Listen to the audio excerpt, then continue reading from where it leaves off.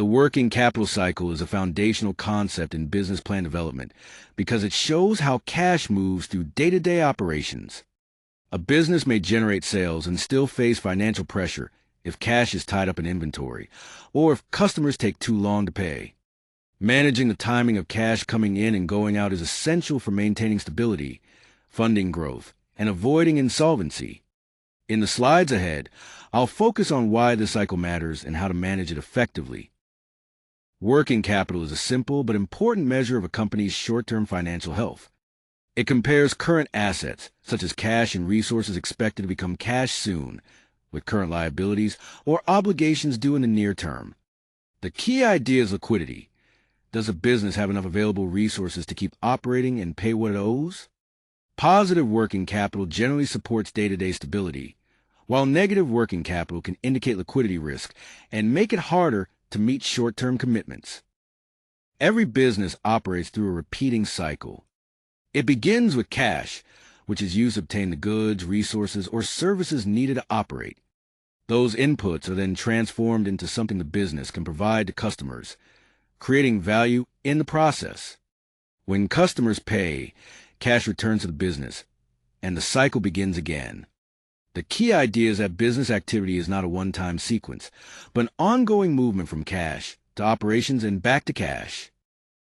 The working capital cycle shows how cash moves through the business and returns as cash collected. First, cash is used to purchase inventory. That inventory is then sold, creating receivables or money owed by customers. Once those receivables are collected, the business has cash available to repeat the process. The faster the cycle turns, the less capital the business needs to keep operations running. That frees resources to support growth, while a slower cycle ties up more cash and can create pressure on day-to-day operations. This cycle moves through 4 connected stages. First, cash flows out to purchase raw materials, inventory, or service inputs, providing the fuel for operations. Next, production transforms those inputs into finished goods or services, while capital remains tied up in inventory. Sales create revenue, but when customers buy on credit, the business records accounts receivable rather than immediate cash. Finally, customers pay their invoices, and cash collection completes the cycle, making funds available to support the next round of operations. The cash conversion cycle, or CCC, is a way to measure how quickly a business turns operational activity back into available cash. It quantifies the number of days that cash remains tied up before being recovered. A shorter CCC means faster cash recovery, which generally reduces the amount of time the business must fund its operations.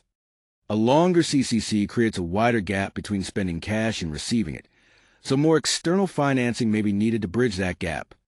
In short, the CCC measures the speed of the operating cash cycle. Working capital analysis makes your business plan more credible because it connects profitability with day-to-day liquidity. First, forecast cash gaps by identifying periods when outflows exceed inflows before those gaps become crises. Then, use the working capital cycle to determine how much startup or operating funding the business actually requires. Most importantly, this demonstrates viability to investors and lenders. They want confidence that you understand when cash moves through the business, not simply that your projections show a profit. This slide highlights 3 common working capital traps that can create pressure even when a business appears successful. Overtrading happens when rapid growth outpaces cash generation, leaving the company short of liquidity despite strong sales. Slow collections create another problem. When customers pay late, the cash conversion cycle stretches, and the funding gap must be covered elsewhere. Finally, excess inventory ties up cash in stock that may sit unused, while also increasing storage costs and the risk of obsolescence. Together, these issues can undermine financial stability if they are not managed closely. Optimizing the cash conversion cycle comes down to managing 3 levers while maintaining a reliable backup. First, accelerate collections by invoicing promptly, encouraging early payment, and following up on overdue accounts to reduce DSO. Next, keep inventory lean through just-in-time practices and accurate demand forecasting, so less capital is tied up in stock. Finally, negotiate longer supplier payment terms without damaging relationships. A revolving credit line adds flexibility, providing a safety net during cyclical cash troughs without creating permanent debt. The goal is more available cash with less operational strain. Working capital cannot be evaluated with a universal benchmark. One size does not fit all. A supermarket may convert inventory into cash within days, while a construction company may wait months before receiving payment. Those differences shape how much cash the business needs, how it manages suppliers, and how it plans for growth. That's why the business plan should reflect the working capital cycle of its specific industry. Comparing performance with relevant industry norms also shows investors that the company understands a competitive environment and operating realities. The key takeaway is that cash moves through a universal cycle. Inputs become outputs, outputs become receivables, and receivables return to cash. A faster cycle improves efficiency and reduces funding needs.